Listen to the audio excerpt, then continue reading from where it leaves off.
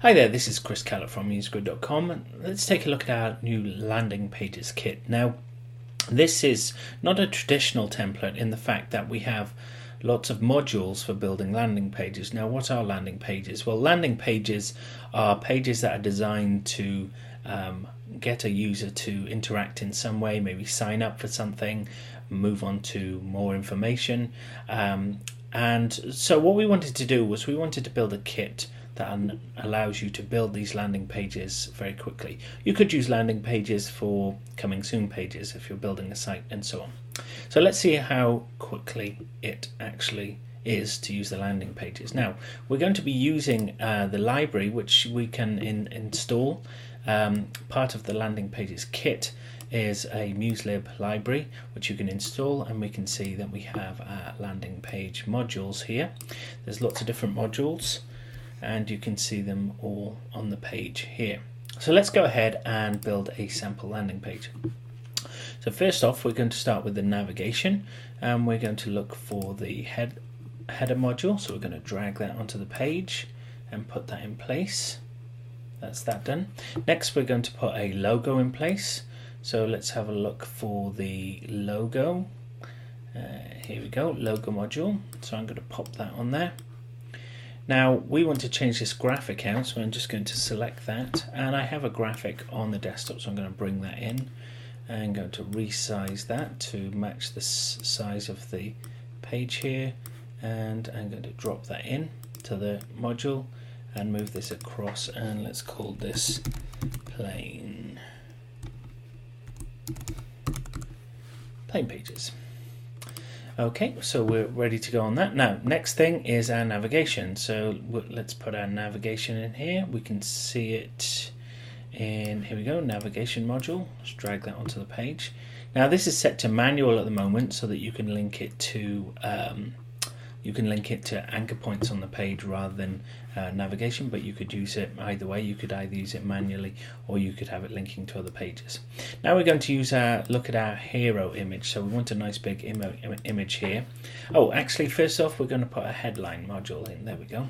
So we can put that in, pop that in place there. Let's switch on our guides so that we've got a bit more, so that we can see what we're doing a bit better. So let's move that in there. Let's put our navigation here. Okay, next, our hero image. We have a hero image module. That's just a plain image with some other components on it. We have an image slider, and then we have this information slider. So let's put that on the page. There we go. Let's pop that in just there, using the smart guides to centralize it. There we go. That's better. What else do we want in here? Well, we're going to put a call to action. So let's go to call to action. Here we go. And this is going to ask the end user to do something. And we can obviously change this text later. So we're just going to lay out the page here.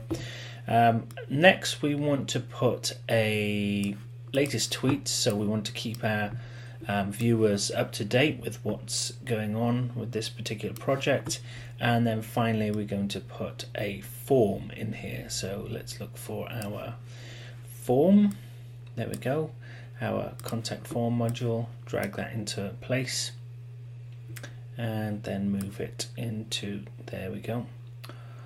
We might want to pop some social media icons into the footer, so we'll do that as well. Some social media icons. Here we go, and make sure they're in the footer. Yeah. And lastly, we're going to put our, let's have a look, make sure that it's in here. Call to action. Let's put our copyright notice for the page in here as well. There we go.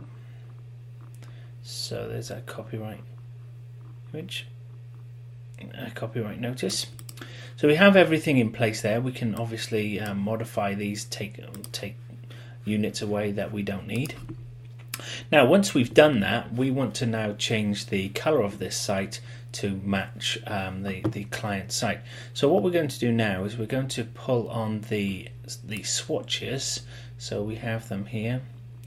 We've got quite a few items in here, so let's just navigate through and let's find here we go, here's our color swatches. Let's drag them onto the page there. And what we're going to do is open up our swatches panel and take a look at the swatches we've got on the page. There they all are. So our base colors, so base color A and B, so we can find that there. We can see that we've selected that. That's one of our base colors here. And we right click on it and go to swatch options. Then we'll use the little eyedropper here and we're going to choose this color. We click OK and everything that uses that color updates. Then we're going to use another base color. So we've selected this, we can see it's highlighted there. Swatch options. Let's use our eyedropper tool again. Let's choose the same color, but we're going to make it a bit darker. So there we have all of the other items that have all updated now. We're going to, let's take a look at this here. We have this black color here, which we want to change that. So I'm just going to use the color picker here to get a color that is about where I want it. Let's have a look. Let's bring this green, bring it more towards the blue. That's better. Let's have a look. How light do we want that? Drop that down, that'll do.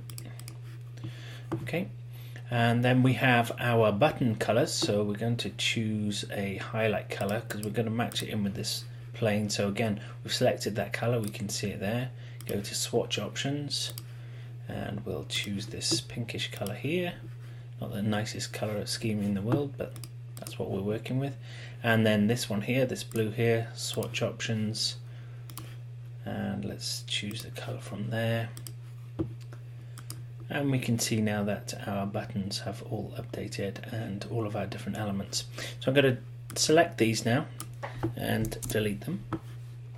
And then if we just switch off the guides here, and we can see that our site has been updated to match our icon.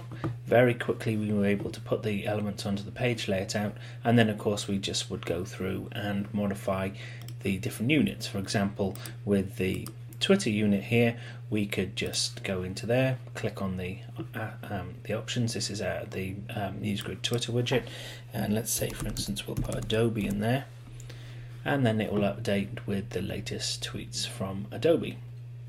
And if we wanted to